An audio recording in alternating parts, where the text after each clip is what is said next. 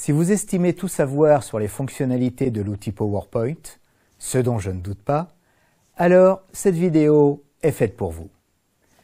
En effet, cette courte séquence a pour unique objectif de vous montrer en quoi un support visuel est un outil puissant pour accentuer vos propos, mais qu'il peut être tout aussi fatal s'il est mal utilisé. Alors vous l'avez compris, exit les listes à puces, les tableaux à 12 colonnes et les animations qui brouillent votre message. Regardez plutôt.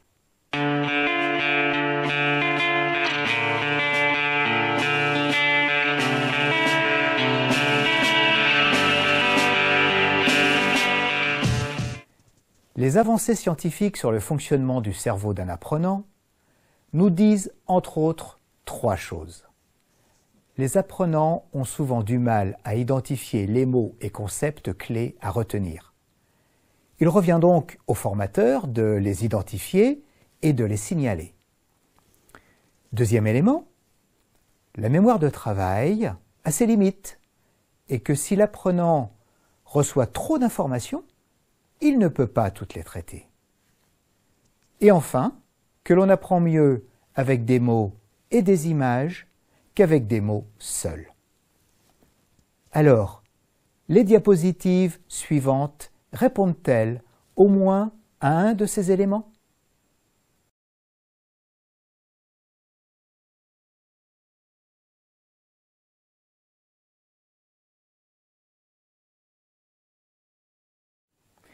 Vous l'avez compris, votre support pédagogique n'est pas un prompteur.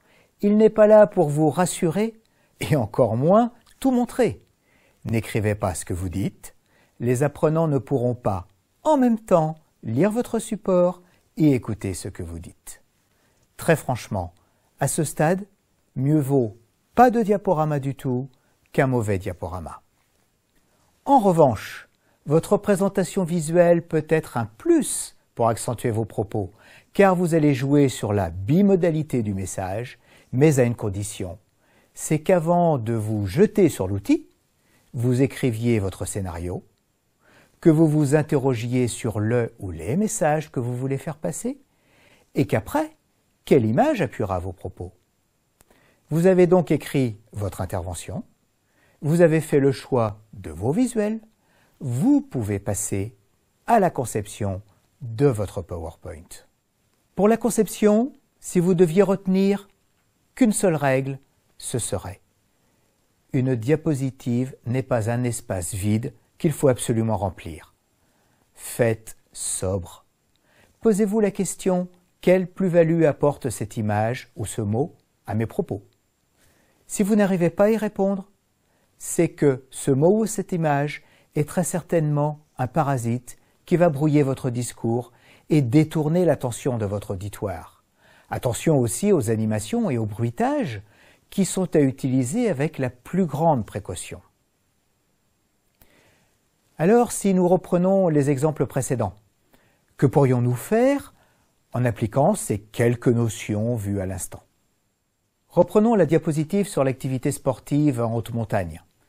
Le rédacteur, appelons-le Rémi, a conçu un document à destination de ses collègues professeurs d'autres disciplines pour expliquer que chacun a un rôle important dans sa matière et notamment dans la réussite d'une activité physique en haute montagne.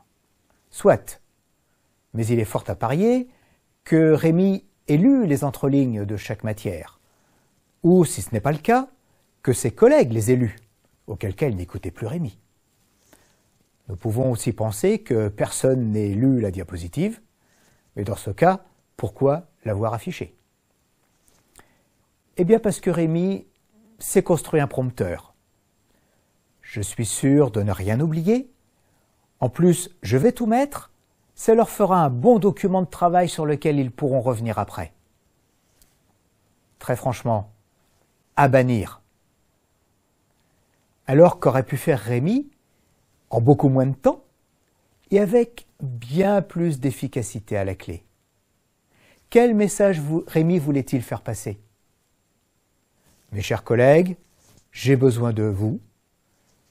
Nos activités physiques en haute montagne demandent des connaissances que vous seuls dispensez et qui convergent toutes vers une plus grande sécurité.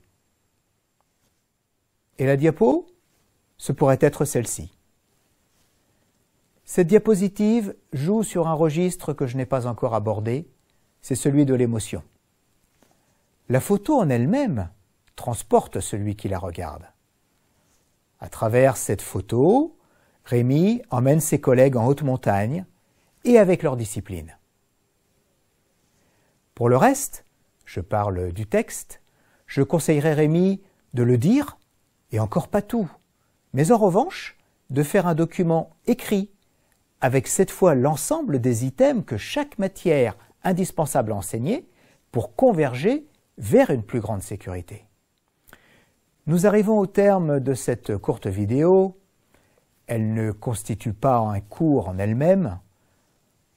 Son objectif est de vous alerter sur la puissance du visuel pour accentuer votre message et de vous mettre en garde sur l'effet perturbateur, voire destructeur, de vos propos si votre visuel n'est pas approprié. En résumé, votre diaporama n'est pas un prompteur ni un document que l'on donne en fin de séquence. Ne mettez pas tout ce que vous dites. Inscrivez seulement les mots-clés et accompagnez-les d'images. Un diaporama est un support qui doit procurer des émotions. Enfin, n'oubliez pas, lorsque vous intervenez devant vos apprenants, c'est vous qu'ils sont venus écouter, c'est vous l'artiste, pas votre diaporama. Vous n'êtes pas là pour commenter un PowerPoint, mais bien pour communiquer avec votre public.